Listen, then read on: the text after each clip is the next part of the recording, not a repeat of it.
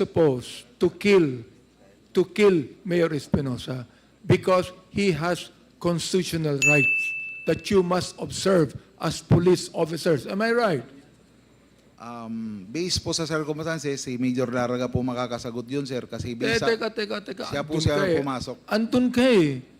You were there. You were leading the team. Yes, sir. I was there, but What I'm saying is, binayolate ninyo ang constitutional right nung inuhuli ninyo. Whether he be a drug lord or whatever he is, meron siyang constitutional right. Am I right? yes, sir. We always do that. And you But, ought, no, you're not doing it. And you ought to respect that. Iimon sabihin sa akin, kahit meron kayong compelling reason to have a search warrant, that you should respect the constitutional right of any person because even a suspect is presumed innocent until proven guilty. Am I right, Colonel Marcos? yes, sir. But circumstances, But you did not observe that, Colonel Marcos. it was Major Laraga, sir, who made the Well, shootout. don't put the blame to somebody else. You were the one leading the team. Do not put the blame on somebody else.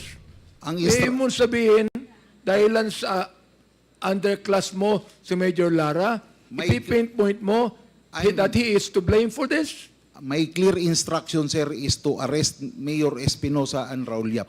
That was my clear instruction. So that's your clear instruction. Yes, so sir.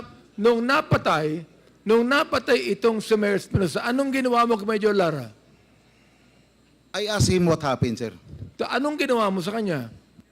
Tinanong ko siya, sir, bakit nagkabarilan sa loob? At tinanong mo lang, Ngayon, sabi niya, sir, Hindi mo- lumaban, may baril daw, sir, eh. hindi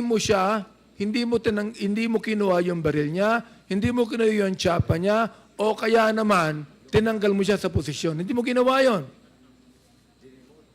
Hindi mo ginawa yon. Hindi po, sir. So, my goodness, you're going to blame your underclass, Major Lara, na pumatay doon. Alam mong mali ang ginawa niya. That's why you're pointing him eh. Alam mong mali ang ginawa niya. You should have arrested him. You should have removed him from his opposition. Sapagkat yan dapat ang ginagawa ng pulis. Am I right? Yes, sir, but I believe Major Laraga has to defend himself. Can I ask Atty. Neri, kung halimbawa, Atty. Neri, kung halimbawa, biniblame niya si Major Lara, okay? Hindi siya, samantala siya ang leader ng team. Anong dapat ang ginawa ni Colonel Marcos kay Major Lara? Under the rules, Mr. Chair, dapat pinaimbestigahan niya. Kasi the claim of self-defense is not something na iabsuelto ng higher up niya. Meaning to say, ang pwedeng sabihin ni Colonel Marcos, sorry Major, sa ilalim ng batas, inamin mong pinatay mo, ang sabi mo nag-self-defense ka, kakasuhan ka namin, ilabas mo na lang sa korte yung depensa mo. But ako, as a colonel, I am not a judge, I am not a prosecutor, I have no power to absolve you. So there is already probable cause, Mr. Chair, na may nangyaring pagpatay. Inamin, Mr. Chair, eh.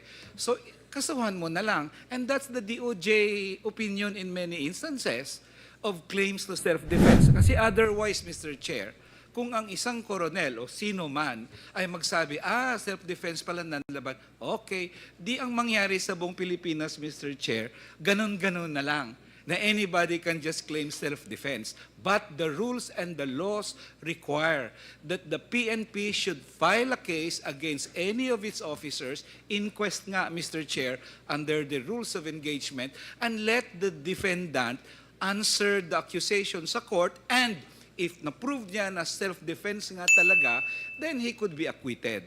But the colonel or the general or Senator Bato or anybody, even the president, cannot absolve any police officer who killed somebody on the mere say-so of that police officer na self-defense ang ginawa niya po.